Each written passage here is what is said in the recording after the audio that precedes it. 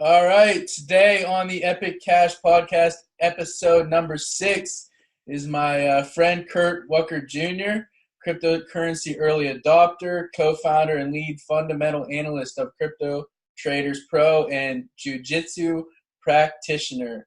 I appreciate your time tonight coming on the show. I know you just had a new baby coming to the family, and I really appreciate your time extra. No, for sure. I'm glad to be here. I actually just had to put my little boy down. I had been watching him for the last 3 hours, so my wife could have some well-deserved time to sleep. Yeah. It was perfect, actually. He just woke up, so it woke her up. So I handed her off, said, "Hey, I got to jump on this podcast." So awesome. Congrats on that, and tell your wife I said the same. Will do. So let's get straight into this here. I always like to ask people where they grew up and what kind of student they were in their youth. I grew up in Chicagoland. I'm not exactly a city boy, although I do spend quite a bit of time in city of Chicago. I live about 30 miles northwest of Chicago, and I grew up here. I was born in the same hospital my dad was born in. So I'm definitely a lifer around here. And then as far as school goes, I was a pretty good student. I was not gifted, special, whatever, but I went to a private school for like my whole kindergarten through 12th grade. I was like the one really good thing I think my parents did for me. Nice. But yeah, so I was like an A minus B plus student. So I was good. I ended up in junior college. I was like the honor society president and stuff for a while, and then I dropped out. But yeah. So I mean, I like education conceptually, but I don't really like systematic education. I don't like public school and that kind of thing. But that's neither here nor there. Yeah, I know just from talking with you in the last couple of years, you and I have been friends. I know you're an intelligent guy, so I was wondering what you were like in your early years. What about as far as business wise? As a youth, were you interested in like any sort of businesses? Did you have a hustle? Yeah, actually. So my parents, I come from a long line of people from the printing industry.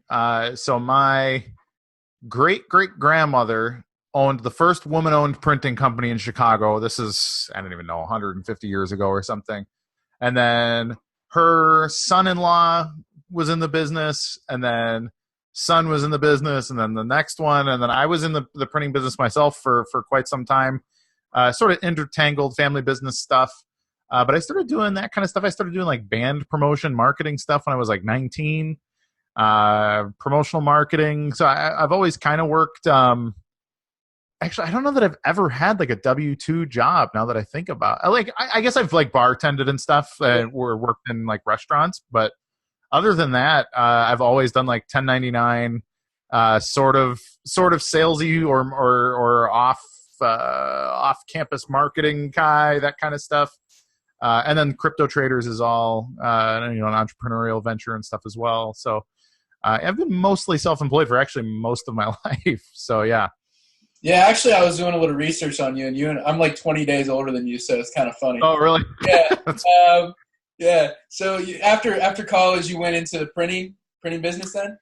I dropped out of college because of the printing industry. Yeah. So I had an opportunity. The business kind of exploded. I had a couple of big clients that needed a lot more attention than I could give as a student, and just pulled the trigger and went full time. I ended up doing that business for like almost 12 years. I actually I'm kind of transitioning out of it now. Like I'm not really participating in that much. It's been less and less over the last couple of years, but now I'm like full-time crypto, and I have some equity in a couple other things too, but mostly I'm in the Bitcoin space. I do the crypto trader stuff, the educational stuff, podcasts, speaking tours, Bitcoin boot camp, all of that kind of thing. What about the jiu-jitsu? Not to get off topic here, but is that, do you have any like, is that a business too, or? So I do coach, so I get paid a little bit to do that. But it's not more so it pays for my gas to get to and from the gym. Like it's really just kind of break even on. But I'm not like a partner or anything in the gym situation, but I do help, run I'm like a middle management that doesn't get paid, I guess. So okay.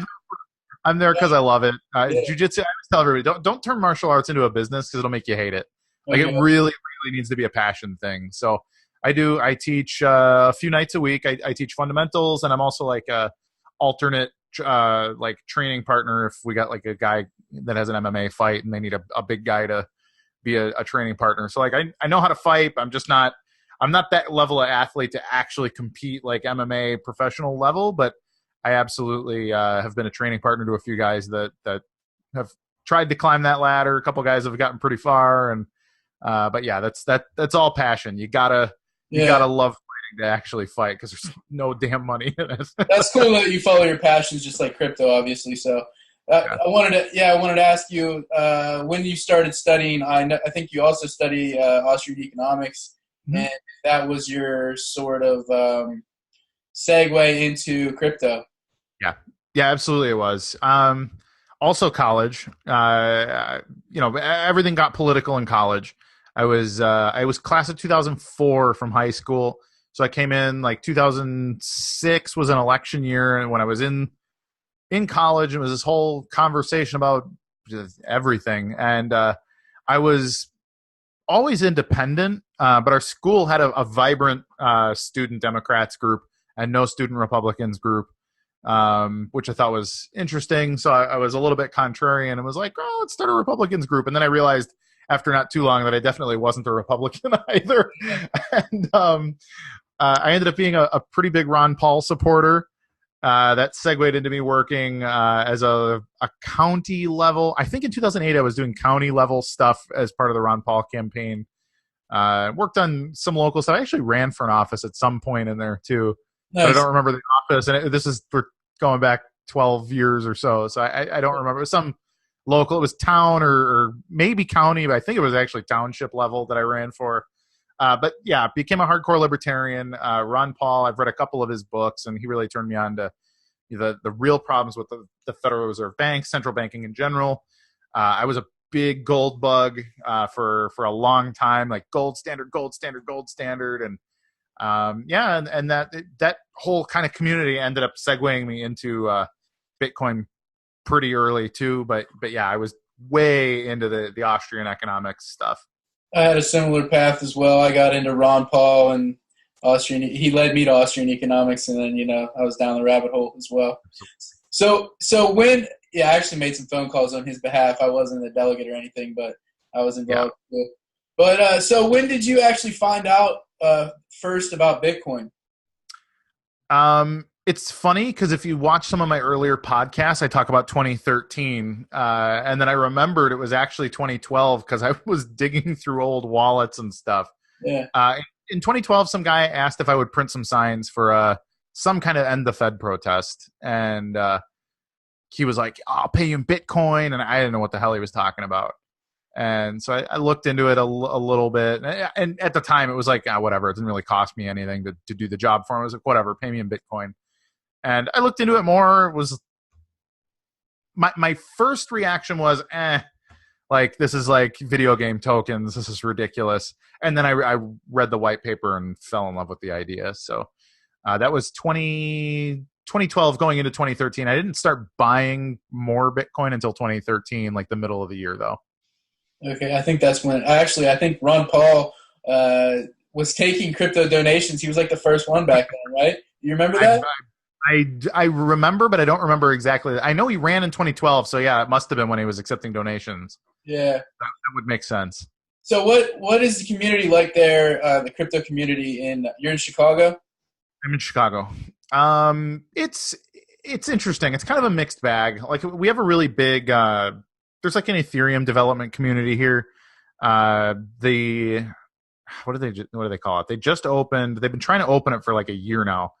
It's the Blockchain Center or something like that. It's a really general sounding thing. They're related loosely to the Ethereum Foundation, and they just had like a grand opening thing in Chicago. I wasn't able to go, but I tried. It's really hard with the baby. I had a few people like, bro, why aren't you here? Like, sorry. But yeah, so we have a vibrant Ethereum community. The Bitcoin, they call it the Bob, and I forget what that stands for. It might be the big old Bitcoin meetup or something like that. But I'm not a big fan of that crew because it turned into, in 2017, I just kind of quit going because it turned into all like ICO shilling pitches, and like we weren't talking about Bitcoin literally ever. So we'd, you'd go and it'd be like, hey, this guy's from XYZ startup and he's going to talk about his ICO. And I'm like, man, I am not at a sales pitch on my free time to talk about, some guy's stupid showing his shilling random product. Basically, it's a product at that point, exactly. Right? And then at the time, like I was an early big blocker too, so like I was definitely on the like Bitcoin Unlimited, Bitcoin Classic, just raise the damn block size, and that became a problem in 2017 for people when Bitcoin Cash split, and then I was that scary big blocker guy, and I was just like, I'm done. I quit. So I ended up starting. I ran the Bitcoin Cash meetup for a year-ish, and then that ended up splitting also. So now I run the BSV meetup in Chicago as well. But okay, when did you start the crypto traders? That was also 2017. Okay. Yeah, and I didn't start the group. My partner Matt started the group. It was a Facebook group. He's a trader. He doesn't have like a Bitcoin background, but he has a equities and stock trading background. He's super talented. But he found cryptocurrency because he got paid out on a bet on a gambling site, prediction stuff. And what he got paid out big on was he predicted early that Trump would win the election. Oh, nice. And so he got paid out in 2016 in some Bitcoin, and he was like, "Oh my God, this stuff is traded. I'm great at this." So he just picked up and was like, "Man, let's make some big bucks trading Bitcoin," and he's really good at it. But he started the group as like, "Hey, let's look for other people that are talented traders, and we can kind of pool our brains and to just get better at it together." And then he realized, holy cow, like there is a massive amount of like scams and fools and all these people going on, and realized there weren't a lot of people to even bounce any of these ideas off of. So out of 30,000 members in the Facebook group, there was like 12 people that actually had legitimate trading experience. Yeah. And I was leading a lot of the conversations about sort of the fundamentals, like what is Bitcoin kind of questions. And he reached out to me in 2017 and was like, "Hey man, I'm really good at trading, but I don't really understand Bitcoin blockchain fundamental stuff." Mm-hmm. And he was like, "Dude, I want you to be one of my mods or one of my admins here. And like, let's really turn this into an educational thing, because the real opportunity here is that people are getting scammed and they're getting screwed on these pump and dumps. And if we can start to educate people how to not get screwed, that will be valuable. That will be what will be remembered for, is that we're the people that could have accepted shill money or bribe money to do whatever, and believe me, we've had people be like, "Hey, we'll give you XYZ to shill some project or whatever," and it's always been no. And hopefully, down the line, it'll be like, "Hey, you know what?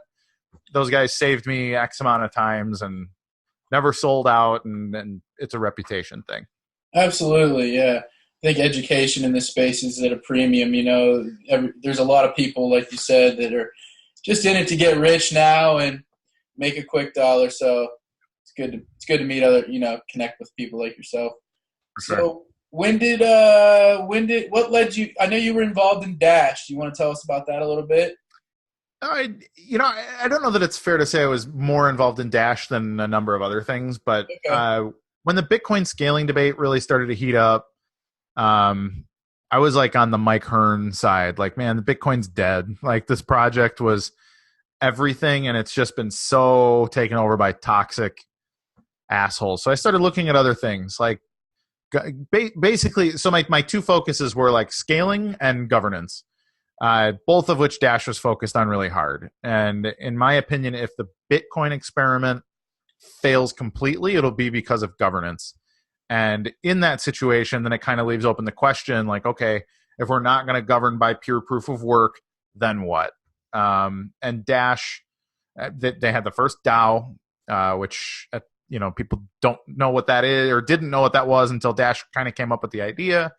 They were the first to have integrated privacy technology. They were the first, they had a lot of firsts. I liked conceptually some of the ideas behind the Masternode network. And this isn't to say that Dash doesn't have its problems. Like, I'm not a Dash advocate, but they do deserve credit for a lot of firsts and for a lot of big things in the space. And I think in a lot of ways they don't get the credit that they deserve for various reasons. But I was also real big into Digibyte, which I think I really like their really different approach to the scaling debate. Then also Monero and a couple other things. And, you know, I've always had my nose to the ground looking for other interesting projects. But there's a few players. I respect anybody that believes in going for the gold. Like, hey, man, I want to wipe out everybody. I want to be number one. I want to be the guy that everybody else wants to be, or be the blockchain everybody else wants to be in this case. And there's not a lot of projects that are in that zone, but there's a few out there that I do respect. Yeah, I like your take on the competition aspect of it, because, you know, this kind of goes back to the Austrian school. I think the best, you know, the competition and the greater breadth of it is gonna give us the best money. I think you and I have had this conversation before. So it's just weird to see the space kind of evolve and become sort of cultish. You have people, you know, who will only say, you know, X, Y, you know, X is they're maximalists, obviously, but right. You know, they have their coin and they kind of ride and die with that coin. What do you do you ever see a future where there's only, you know, one coin? Or I don't see that sort of future. I think, but what about like, I sort of think maybe eventually it'll come down to like 20 good projects or something like that, and then the other ones will kind of wash away. Or what do you see? You know, it's interesting. It's like trying to predict long term. Like, it's like going back 1,000 years and like national governments being like, how many countries will there be in 1,000 years? Yeah. You know, I don't know. In my opinion, it actually does make the most sense for the most secure and most efficient, the best combination of those things, secure and efficient, to end up being like the absolute, and then everything else kind of connects to it in some way. I think a lot of people think of BTC as that thing, except for BTC at the moment is actually the most secure, but it is not the most efficient by any means for literally anything. So that's part of the reason why I became a big BSV advocate, is like, you know, look, let's push every envelope. Let's put the pedal to the metal. Let's pressure test everything at every step, you know, and let's see where it breaks. And then when we figure out what breaks, that we fix those things and then push the pedal to the metal again. But when I think about like worldwide hash power distribution, like energy is finite, intellect is finite, good people are finite, and you need those things to be focused on whatever is going to be, you know, world money, right? We're talking 8 billion people need to use something. And, you know, if we look at like, why would there be 3? And that's the real question, is like, you know, let's say Litecoin scales to be able to be used by 8 billion people, and so does Bitcoin Cash, and so does BSV. Well, it still begs the question, why the hell we need 3, right? Yeah. So unless there's some built-in absolute inefficiency, but even then, like, it's still like, it's like, how many internets do we need? You know what I mean? Like, yeah. And we may in the future, but I'm not technical enough to know if the internet's going to hit some kind of a scaling ceiling. But I feel the same way about blockchain, that these other good ideas can be side chains. I think similar to sort of the Ethereum ecosystem. Like, hey, this portion of the blockchain is going to be for XYZ thing, but it connects back to the largest proof of work. So that's what we sort of have seen like a internet scale, like this internet's basically scaled throughout our lives, you know. Since we're like the original internet generation, I guess, you and I being like the same age. For sure. Right? Yeah. Oh yeah. No, I remember dialing up, and just to get online took 5 or 6 minutes, and that noise, man, you know, it'll forever be ingrained in my mind. I know that for sure. Yeah. Yeah. It's pretty cool. So let's talk a little bit more about BSV here. I know that it's a very divisive subject. You and I have never had an argument, so I don't think that's going to happen. I'm curious what you think. You know what? I'm pretty sure you think that Craig Wright Satoshi. I'm not going to say anything about it, but I don't know if it matters. I'm in the camp that it doesn't matter who Satoshi is at this point, and really probably never did. unless it's the NSA or something. What's he like? I know you talk to him. I think you've had some talks to him with him. A little bit. You know, Yeah. we're not pals. We don't text each other. So it's nothing like that. But I've had some conversations with him. I've never actually met him in person either. But I'm in a Slack group with him, so we'll bounce ideas. He's actually a very normal guy for a computer genius, I guess. Like, so I mean, he's weird, like, and he is kind of a prick. He's dismissive, like it is who he is. But if you talk to him like he's a person, and that's the thing, is I think everybody either treats him like they treat him like he's a lying asshole, or they treat him like he's some kind of like ethereal god figure, right? And it's like, man, if you just start like I dare you, like, call him bro and ask him like what his favorite flavor of pizza is, and he'll just bro out, you know. So like, he's not human, and I think people forget that, like, you know, whether he is or isn't Satoshi, and I tend to agree generally with his narrative. I don't know that what he says is 100% true, because I'm not actually sure that he even remembers exactly how all of these things happen. I mean, it's the same as anybody else. Like, what was I doing 10 years ago? Well, I recall the people, and I recall the arguments, and I recall my struggles, but fuck, I don't know when I did it. You know, it was kind of, I totally understand what you're saying there, because you're talking about thinking that you were in Bitcoin a year later than you got in, and I'm one of those guys too. I thought I got it in 2010, and I was thinking about it, and I said, you know what? I remember the house I lived in. I moved out in 2009, and I was in this seat at that house when I read the white paper. So, yeah, I mean, it is hard to remember everything chronologically like that. So, right. So coming back to, like, so what has Craig actually said? Well, he said that he, first of all, is not currently Satoshi, is how he says it. He's like, I was Satoshi. The character Satoshi was what I invented.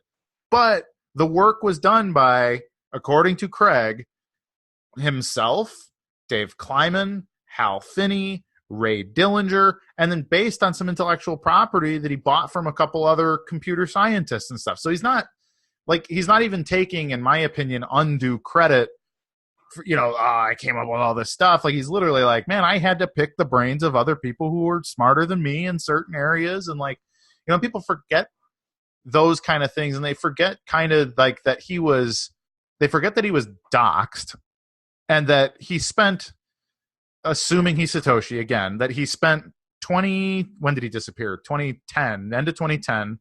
And he spent about 5.5 years trying to eliminate the breadcrumb trail of being Satoshi. So imagine that. Imagine being a computer science whiz. Like, we know he's worked for government intelligence agencies and things. This is all court document stuff. Like, he was basically a spy hunter between 2010 and 2015. He was working for the US and UK governments, hunting human traffickers.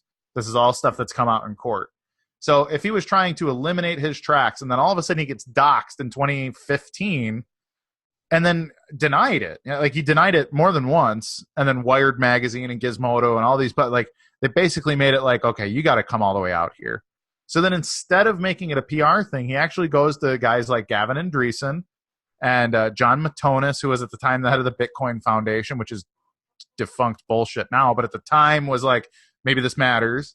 Mm-hmm. And, you know, so he went to some people and was like, I don't want to be a public figure, but I will show you and you and you and you what's what. And if, in my opinion, it is probably impossible that he fooled Gavin Andreessen, John Matonis, Ian Grigg, of all people, who's just like cryptography god, more than Satoshi Nakamoto. Ian Grigg is, you know, he's the OG. So all these guys the three of them like have recently testified to, like, yeah, no, the proof was solid, you know. And then we saw Gavin get kicked out of Bitcoin Core. We saw the Bitcoin Foundation fall apart. And then we saw everybody else, the other two big blockers in the conversation, which were Jeff Garzik and Mike Hearn, also kicked out and left Bitcoin Core. And then it was left with just this group of people that say, Bitcoin doesn't scale, blockchains don't scale, we need all these different things. Hey, here's Blockstream Corporation and all this different stuff. So assuming he's Satoshi Nakamoto, his sort of re-entry into the conversation lost a bunch of good people their jobs. And what he said about it is, screw you. I'm not going to do a signing the way you guys want it. I did it the way I wanted to do it initially. Proved it to guys who could definitely prove me wrong, who vouched for me, and vouching for me got them basically killed out of the Bitcoin industry. Screw you. We have to go about this a different way. So we're gonna go to the courts. I'm going to show all the evidence to all the courts, and we're going to go from there. And as soon as my safety and my, what he says is his Bitcoin is protected, then he'll move on. And we just saw today, yesterday, the dude from Paxful saying like, just fork away all of Satoshi's coins. Like, just make it that he can't spend them, and then we don't have to talk about it anymore. Yeah, I saw somebody. Did you share that article today? I saw somebody share that article. I think I did, yeah. And that conversation, it's not the first time I've heard that conversation. So that's a very real thing. Like, hey, you know what? We need to establish that the law applies to Bitcoin in such a way that I can't just be robbed because a couple of software guys were able to convince a bunch of people on Twitter that they can take $10 billion worth of Bitcoin from me because, well, decentralization or whatever. Yeah. And so, so for me, like, I really relate. I can relate with his fears. And at the very least, we know he was one of the first. We know he's one of the first 10 miners of Bitcoin. Like, this is not something that's contested. He mined a ton of Bitcoin in 2009 and 10. Has he ever released any dialogue with Hal Finney, like any emails or anything like that to prove that he actually knew him, or I don't know. I don't know that he has. There is so much stuff that comes out every day, and I read a lot of it, but. I was just curious if you happen to know. I have off the top of my head, I don't recall, but I've read a lot of these conversations that are between him and Dave, and then some of them are contentious, and like you read some of these things that were established fact and they were actually proven, and then you see the next thing is, wow, that's definitely a forgery, and like at some point, like I understand cryptographic keys and that kind of stuff, but like at some point, I'm not going to sit and verify and do so long, yeah. And what I tell everybody is like, look, unless you are actually doing that verification, you're either trusting Craig or you're trusting like Greg Maxwell, who's like the guy on the other side who's saying, here's how it's forged every time, So it's like, man, like if you don't have the bones to actually be in that conversation in a real debate fashion, you're just trusting one guy or the other. That's true. Like, and what's the value of that? Like, aside from, well, I have more BTC than BSV, and therefore I'm in that camp. And I think that really is the case for a lot of people. They've been BTC people for a long time. They sold their Bitcoin Cash the moment they had the opportunity to. They went all in small block, which has been a better investment than BCH. But what are we actually fighting for? What is the long-term goal? What do we want? Like, do we just need a digital savings account in the cloud somewhere? And that's the revolution, like savings account. Yeah, I understand what you're saying. I don't want to go. That was all I was wanted to know about that. Really, I didn't want to go too deep into it because I know it's a can of worms, like you said. It is basically. What? Okay, so I know you're very interested in BSV. You have the shirt on tonight, I think. We're talking about it. Yeah, we're talking about it here. That's right into your jiu-jitsu style, right there. Yeah. What do you think about privacy? I know you mentioned Monero, and I'd be remiss if I didn't mention that we're doing privacy with Mimblewimble, CoinJoin, for sure, Dandelion Plus, and all that stuff. Where is BSV on that? Are they? I don't know much about like how private they are or anything like that. To be honest, I haven't really dug into their project a ton. From a technical standpoint, it's Bitcoin, so it's private, but it's not anonymous. And I think before we can even have that conversation, I believe in defining terms. And most people in crypto use privacy and anonymity interchangeably, and I think that's unfair. That's privacy, true. You're right. Yeah. Yeah, it really is, because they're actually completely different things. Because like privacy is something that you do yourself or do with something in private that you are not trying to have the world participate in. So this is like, how do you kiss your wife, or how do you wipe your ass, right? Those things are privacy things. Whereas anonymity is about things that you do externally for which you don't want your identity revealed. So that's a very different thing. Like that's like an infliction, right? Very good point. Yeah. Yeah. So Bitcoin is fundamentally private, as in like I can send you a transaction. If I got a peer transaction from somebody and I send you a peer transaction, nobody knows who the hell I am or who you are until you KYC yourself, exchange it out for USD or whatever you do. But truly, we can do private business. People can track it. They can see that there's business happening, but they don't know me. They don't know you. Anonymity is a very different thing in blockchain. So Mimblewimble is a great example. Like you're collecting your transactions rather than the UTXO model, and you're bundling them together, and they get signed in groups, and then they go out in the block. And similarly, so it's a confidential transaction, which actually confidentiality is another thing that is not privacy or anonymity, but we won't go there. There's layers to this, no pun intended, right? Yeah. For sure. Yeah. And I'll be honest with you, I actually really struggle with the concept. And I used to be a big anonymity advocate because I don't trust the government at all. Conceptually, I think they're fundamentally at odds with human liberty, and that's a dangerous thing. However, right. I mean, we're free range slaves. We're free range slaves on a plantation, and it all seems great until you decide you don't like the rules of the plantation, or until you decide you want to leave on your own accord. And if you jump the wrong fence, just watch how free you are. Right? That's it, right? And that's reality. And it's not something that a lot of people are aware of, because, quite frankly, we live in a really nice, comfortable plantation. I'm not daily fearing for my life. And in some places they are, or even some places in this country are based on what you look like or what your affiliations are. Maybe you are in fear of the government, but I personally, at the moment, am not. So it's a difficult conversation for me to have. But as far as privacy goes, here's my problem. I used to be very much like, nobody needs to know what I have. I will use Monero. I'll use Zcash. I'll do these different things. Like, I'm gonna do whatever the hell I want. I'm gonna buy what I want. The CoinJoin Dash style is another thing. Like, I'll mix my coins and nobody will be able to prove what the hell I have.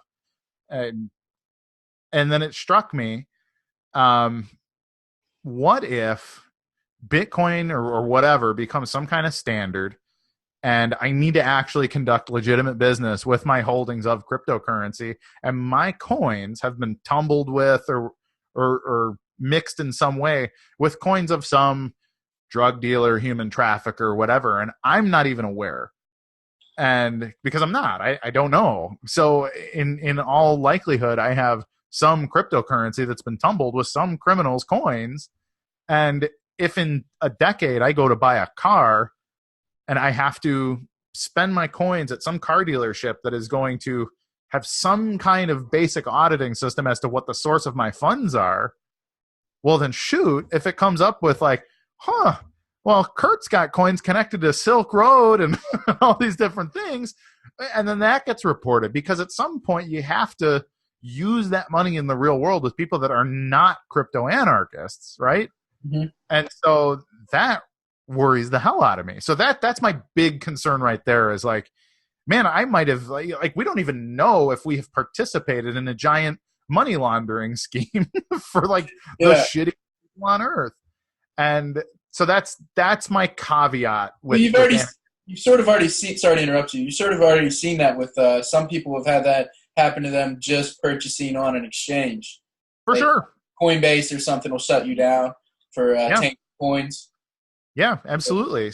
So I mean, it's a real concern. And then, the flip side is, well, what if Monero or Epic or whatever becomes the standard? Then we're all anonymous, and that's great. And I don't want to say it's impossible. My fear is how do we make our way there? Because I feel like if something like that begins to become more successful, the only thing you actually have to do is cut off the on and off ramps, and then people can't exchange out for fiat, which is going to be the thing during the long transitional period, as we've seen. Like, It's not just going to be like, hey man, the whole world in 3 years is going to be functioning on a Mimblewimble chain, right? Yeah, And I so, hope they do. I'm thinking maybe, people, this is sort of like going back to our anarcho-capitalist feelings and stuff like that. Maybe people vote with their feet and they head to sure, a Malta or somewhere that right, is a little more crypto friendly. If right. that, but I don't know, man. I just don't see. They don't even understand Bitcoin after a decade. So it's kind of like, do they even understand that there's a privacy, layer? You know what? Some people do. Definitely, some people in the government do. I know it's a very small percentage for sure of the people making the policy and stuff like that. But it's. I'm not saying that that's what will happen. I'm just laying out that that's my fear because I was a huge advocate for like, man, be a Monero solo miner, like the whole thing. Like it just occurred to me that like, man, here's the other thought that I had is like, I don't even do drugs. I don't like, I have no reason for anonymous cash except basically political protest, right? Which is significant. Like that is a crucial thing. So I don't want to undermine the size of that, but it occurred to me that like, man, if I'm using anonymous cash and I'm mining anonymous cash and I'm doing all these different things, like who is most likely to use anonymous cash for something bad? I'm not actually concerned about drug dealer. Like that's all for me. That's, unlicensed pharmaceuticals is whatever, like that's your body, right? Yeah. Right. But what do I actually fear about the government? Like I fear these kind of like CIA black bag kidnappings and torture chambers and this kind of, and it's like, well, no shit. They're going to be the people that are going to utilize it the most. Like the CIA can be using Monero to be literally laundering whatever they want, to be buying people and weapons and drugs to facilitate whatever nightmare that they're trying to put together. So I realized, oh my God, my enemies are the most likely people to utilize this technology. I'm not even going to do anything cool with it. I understand what you're saying. I think they're probably still in dollars, though. They are. And this is all, again, all of it's theoretical. I don't know that the U.S. government has used one bit of Monero or Z. No, it's fun to talk about. It's fun to speculate and talk about. Yeah. Mm-hmm. So, but those are the caveats. So I'm actually a little bit in a moral crisis as to how exactly I feel about privacy, anonymity, and like what is that path forward. So I'm going to send you a few epic here in the future. Our mainnet's going live any day now, sure. So definitely going to send you some for being the guest on here. I appreciate it. Yeah. So what do you? You get to mess around with it and see what it's like. Sure. So what is your forecast for the future of Bitcoin, BSV? Will BTC be the king in in 10 years? What do you think? In a decade, I think BTC will either be worth $1 million or it'll be worth zero. And the reason why is the halvenings. And it's the same thing with the rest of the market. Any coin that has an emission schedule that has a halvening, it's a ticking time bomb. Like if you don't transition your blockchain from fees or from the block reward, which is a subsidy, it's an adoption subsidy. And if it doesn't transition to where there's enough fees there, even without that block reward, well, then what's the incentive to mine? And so then if you get too much value per coin, it actually becomes more profitable to attack the chain rather than secure it. So people have to be using enough fees per block to pay for the security of the value of the chain. And there's a calculation there that makes that viable. And I think BTC is going the wrong direction. I think the block size limit means that hash power must necessarily start to dip off, right? Like it must shrink in my opinion. I don't see a way where it doesn't, because the value of the coin can't just continually double for no reason except the fact that it's scarce. Like people turn their miners off. Right. Because why wouldn't you? If you're not profitable, you don't mine. Like if anybody asks you to do something for altruistic reasons, tell them no. because because that's not how the world works. You can only do something in rational self-interest. Like and again, like family and friends get favors. Then no network gets a favor out of me just because. And so that's a very different thing. It's important to understand. So I think short term, I'm actually bullish. I think BTC could absolutely see new all-time highs. But I think over the next couple of years, I really think that, and this actually goes for the rest of the market too, because I think a lot of the coins are even less valuable than Bitcoin fundamentally. So I think we're going to see a lot of consolidation. I think we're going to see a lot of things dip out and fall apart.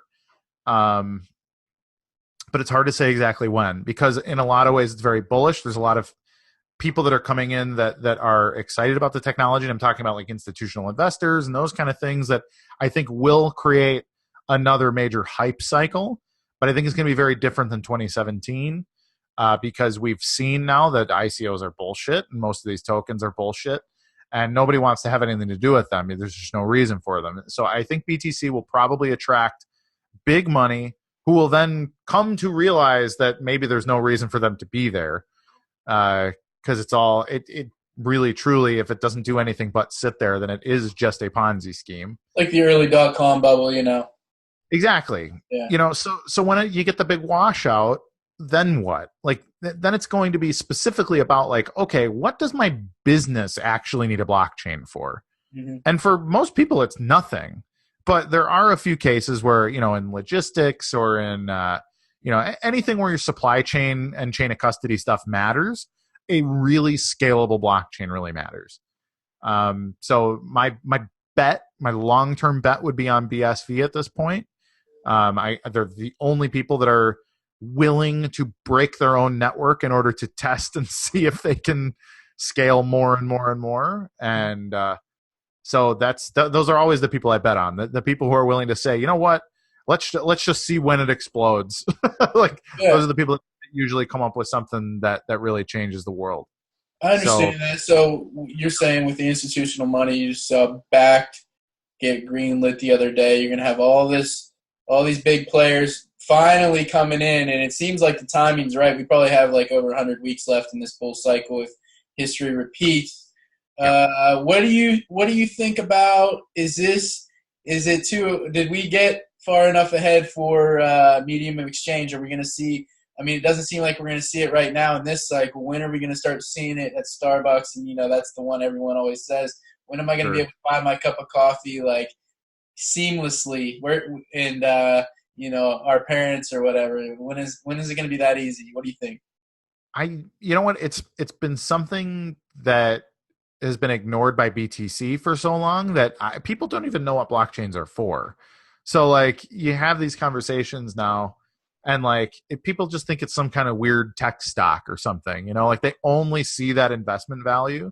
And that's most people even who consider themselves crypto files, so it's like, it's 85% are probably speculators, right? Would you say absolutely right? They have no idea what any of this stuff does or what it's for, and they just see it as number go up, number go down. I'm going to see it if I can make money on the volatility, and power to them in that regard too. But for me, the revolution is that I can use money that isn't issued by a central bank or a central state, and I want to be able to have verifiable sovereign money that is sovereign to me and how I want to use it.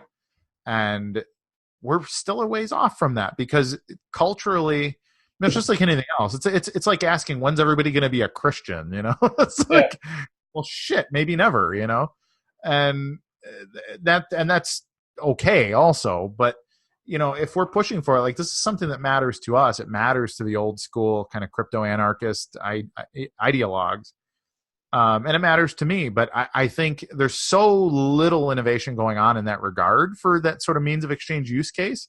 And actually it's being belittled by most of the influential thinkers too, that's a stupid thing to do with your cryptocurrency, and so that's like, we need a cultural change, which typically is a really nasty experience too, to change a culture enough for it to actually change the way that it behaves. Like that's like revolutionary.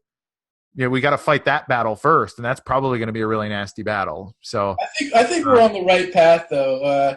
With Epic, we're setting up Epic centers all over the world. And right now, we have a couple guys going around Africa, and we were in Ghana last week, and we had a really good turnout. I don't know the exact number of people, man, but I mean, the room was full. It's just good to see, and that's one of the reasons like privacy is really important to me, is because I think it really is a way for us to create these free markets that we want to see, and patents and stuff. All that comes together, in my opinion. But yeah, I think we're heading in the right direction overall. We are. The people that care about that use case are doing stuff, right? So I mean, it's not insignificant. Like, it's not like it's not being done. It's just it's in such a weird place culturally. But it's like you mentioned Ghana. Like, I mean, it makes sense there. It doesn't really make sense for me and you. Like, our credit cards work, Apple Pay works, PayPal works, Venmo works. So we look at it like, man, why the hell do I need another spending tool, right? But that's a very Western thing to think. Whereas if you go to the Eastern world, or you go to Africa, you go to large parts of South America, they look at it and they're like, good God, I wish I had some decent way to earn money and spend money and save money. And because it's all a freaking nightmare, either because we don't know what we're doing, or our government or banks are actively oppressing us. And, so to them, like, you have this conversation and in 2 minutes, they're like, yep, I want to be part of that. That makes sense, right? Right. But to an American, like, they're just like, man, why would I exchange my totally functional dollars for Bitcoin or anything else? It's a very different conversation in the West than it is in the developing world. It's because we've been pretty spoiled as Americans. Even though we've lost 90-something% of our purchasing power, and the money supply has doubled probably 10 times in the last 100 years. Yeah. It does. Our money does depreciate a lot slower than other places, like in Venezuela or wherever you want to talk. We're lucky to be the reserve standard still, and it would be dishonest to say that we aren't benefiting from that as individuals. Like, absolutely, yes, our money in a lot of ways really sucks, but it's still the best money in the world that a government has issued. So, all right, well, this is the last question here, man. I don't want to keep going on too much longer. I know you got dad duties now these days. What would you say crypto overall means to you? I think we kind of get the ethos that you know, but what would you say, the gist, sum it up for us? Man, it's everything. Like, it should undergird everything. And I make a comparison to plumbing a lot. Like, I don't think about my plumbing very often, but I use it all the time, and it makes my life infinitely better than the lives of people that existed before plumbing. And it was a huge onboarding situation too. Like, you had to start with cities that were built without plumbing, and you had to get plumbing into all these places. And that was an engineering nightmare. It was a onboarding nightmare. It was an educational nightmare too. Like, you need to wash your hands, you need to flush your toilet. You need, like, these things required generational change. And I think of cryptocurrency like that eventually it needs to be mundane, and it needs to be everywhere. I need to be making 500 transactions a day that I'm not thinking of as, oh, this is cool, I made a blockchain transaction. Like, it's got to be very, very much like plumbing, where you wash your hands 7-10 times a day, you use the toilet, you take a shower, you wash your car, whatever. But it's got to be that. And that's great. It's not sexy sounding, but it is freedom. Like, the amount of freedom that we get because plumbing is taken care of is the same kind of thing that ultimately Bitcoin was invented for, and that I hope ends up going that direction, to where it's like, man, people in 100 years will talk about us and be like, God, they lived before that. Can you, like, what a nightmare. And so that's what it means to me, man. It's everything. It needs to be everything, but it needs to not be noticed. It's got to be that. I really appreciate your time today. I think that was a great explanation too. I look forward. Hopefully, we can do this again in the near future. And maybe, I think this is pretty cool for the archives, these kind of conversations in like 50 years, people hopefully will be able to, catch up on these sort of videos and see the early adopters along the way and what we were talking about. Yep. So, yeah, I really appreciate your time, man, and congrats again on the new baby. I appreciate it. Thanks for having me on. I had a good time. It's a good conversation. Absolutely. We'll do it again soon. Thanks a lot. Cool.